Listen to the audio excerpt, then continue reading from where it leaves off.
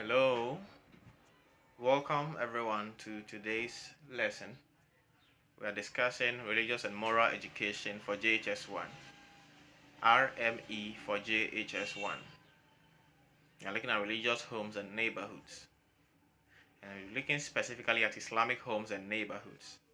In our previous lesson, we discussed Christian homes and neighborhoods, and we look at some features or characteristics that identifies a Christian home or Christian neighborhood. By the end of this lesson, I'm expecting that the student will be able to identify an Islamic home,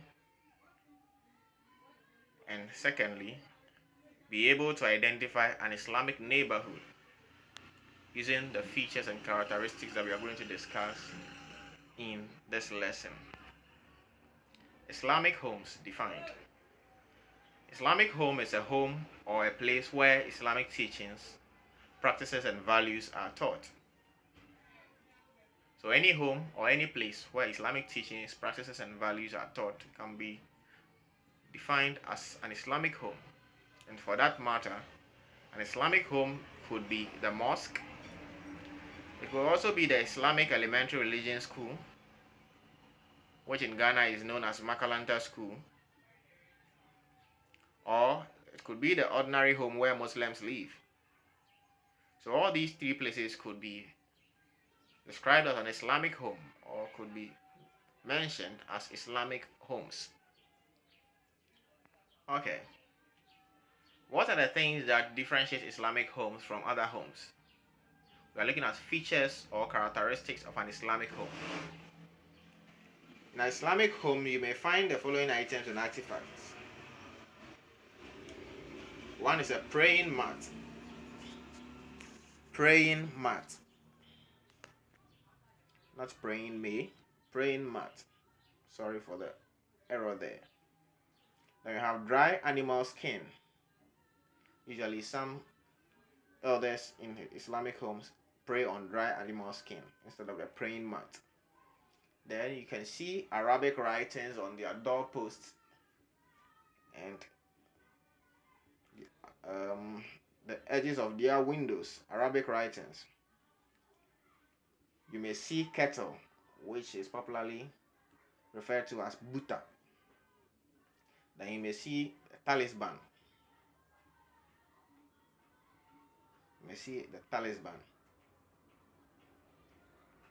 like a rosary, a talisman. Then you may find also in an Islamic home, Quran, the Quran. Islamic neighborhoods, just like we define neighborhood to be a small area within a larger community, Islamic neighborhood is a small area within a larger community which is inhabited by Muslims. So a small area within a larger community which is inhabited by Muslims is referred to as an Islamic neighborhood. Most often in Ghana, such neighborhoods are referred to as zongo. Zongo. Not all Islamic neighborhoods are slums. Some people have the notion that Islamic neighborhoods are slums. No.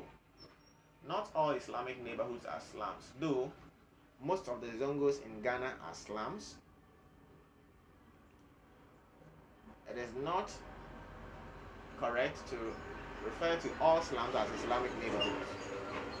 But rather, if the place is inhabited by Muslims, then you can refer to it as an Islamic neighborhood.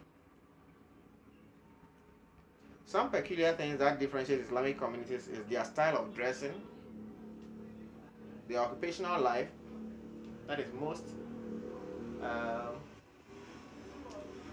in most Islamic communities, you see the rearing of cattle and other animals is dominant.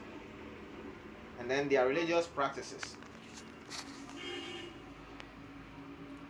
Features of an Islamic neighborhood. In Islamic neighborhood, these are some of the things you see. You see that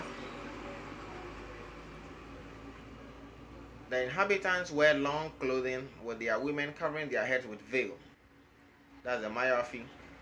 Then they teach their children how to read and write Arabic. In Islamic neighborhoods, mosques are very common.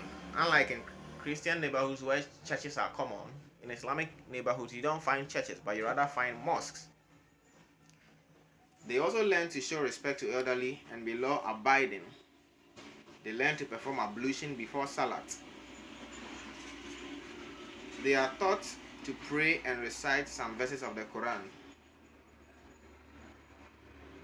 These are some of the things you see in Islamic neighborhoods. Having discussed Islamic homes and Islamic neighborhoods, you answer the following questions. Describe an Islamic neighborhood. And then 2, identify 4 features of an Islamic community. 1, describe an Islamic home. 1, describe an Islamic home. And then 2, identify 4 features of an Islamic community. This brings us to the end of today's lesson. Stay safe and keep learning. Until we meet again, observe all protocols that have been put in place. Wear your nose mask, use your hand sanitizers, wash your hands often, and stay at home. I want you to stay safe and keep learning. Bye-bye.